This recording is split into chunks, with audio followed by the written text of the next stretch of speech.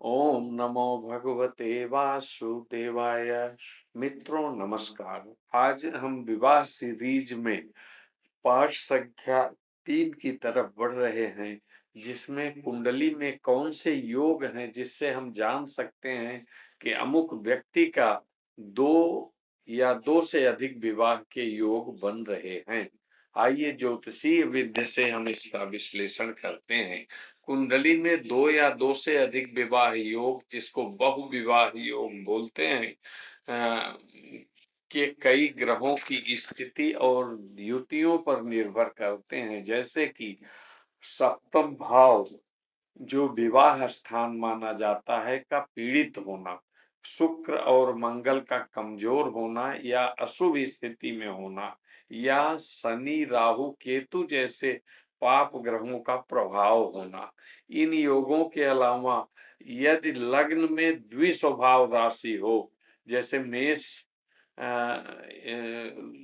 चर राशि, वृषभ स्थिर राशि, तीसरी मिथुन द्विस्वभाव राशि, इस तरह से राशियों को 3 कैटेगरी में बांटा गया है: चर राशि, स्थिर राशि और द्विस्वभाव राशि। तो मुख्य ग्रह और भाव। सप्तम भाव, विवाह का यह भाव अगर पाप ग्रहों से प्रभावित है तो 2 विवाह के संकेत देता है। सप्तमेश और सप्तम भाव का स्वामी, सप्तम भाव का स्वामी पर राहु या शनि की कुदृष्टि हो तो प्रेम संबंधों में मुश्किलें और 2 विवाह के योग बन जाते हैं।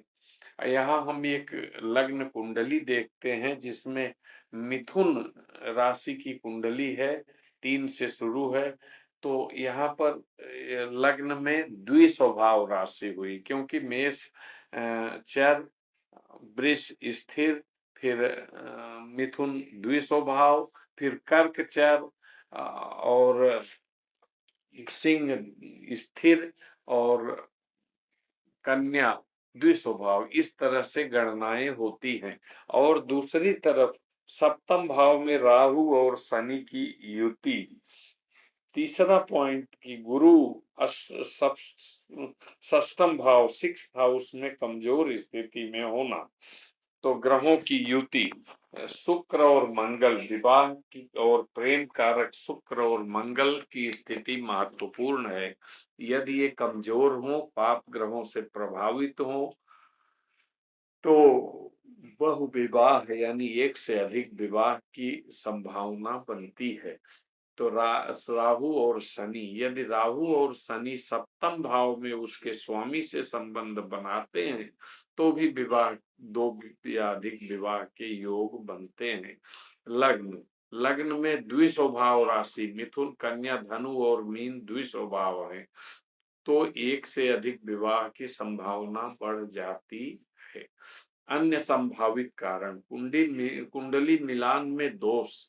कुंडली मिलान में दोष होने पर भी 2 विवाह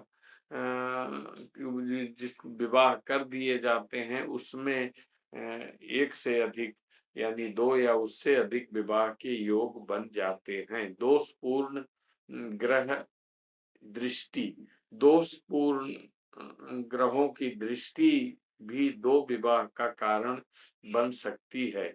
9वां और 11वां भाव, दूसरी शादी के लिए 9वें भाव यानी सप्तम से तीसरा और तीसरी शादी के लिए 11वां भाव का भी विश्लेषण किया जाता है। मंगल और चंद्रमा की युति लग्न में, लग्न कुंडली के 3, 6 और 8, 12 में न हो और वह अशुभ राशि में न हो तो यह विवाह के लिए एक अच्छी स्थिति मानी जाती है।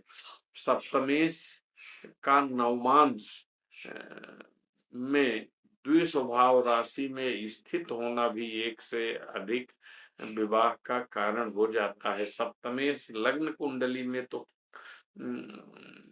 सप्तम में है, लेकिन नवमांश कुंडली में जाकर पुनः द्विस्वभाव राशि में हुआ तो 2 या अधिक विवाह की संभावना बन जाती है।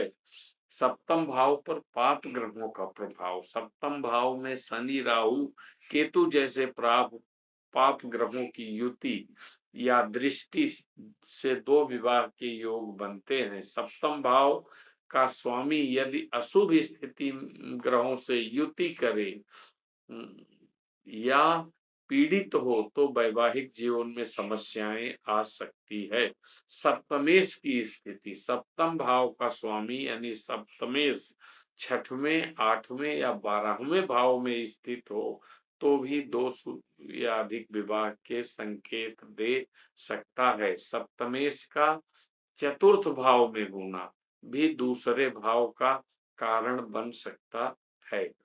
महत्वपूर्ण बातें इसमें, ये केवल ज्योतिषीय संकेत हैं और यह आवश्यक नहीं है कि हर बार बिल्कुल ऐसा ही हो। और भी बहुत सारी चीजें इस पर डिग्री, ग्रहों की उनकी स्थिति, अन्य ग्रहों का प्रभाव भी महत्वपूर्ण होता है। सटीक जानकारी के लिए किसी अनुभवी ज्योतिषी से परामर्श लेना सबसे उचित है, जो कुंडली के सभी पहलुओं का विश्लेषण कर सके। मात्र लग्न में द्विस्वभाव राशि है, सप्तम भाव में अशुभ ग्रहों की युति है, इतने पर ही किसी निष्कर्ष पर हमें नहीं पहुंचना चाहिए। फिर अगला पॉइंट है कि शुक्र और गुरु की स्थिति, शुक्र और गुरु का आपस में अशुभ संबंध या शुक्र की अशुभ स्थिति 1, 6, 9 खाने में भी विवाह जीवन में अस्थिरता ला सकती है। राहु और पीड़ित शुक्र का सप्तम भाव में होना भी एक से अधिक विवाह के योग बनाता है। धन्यवाद।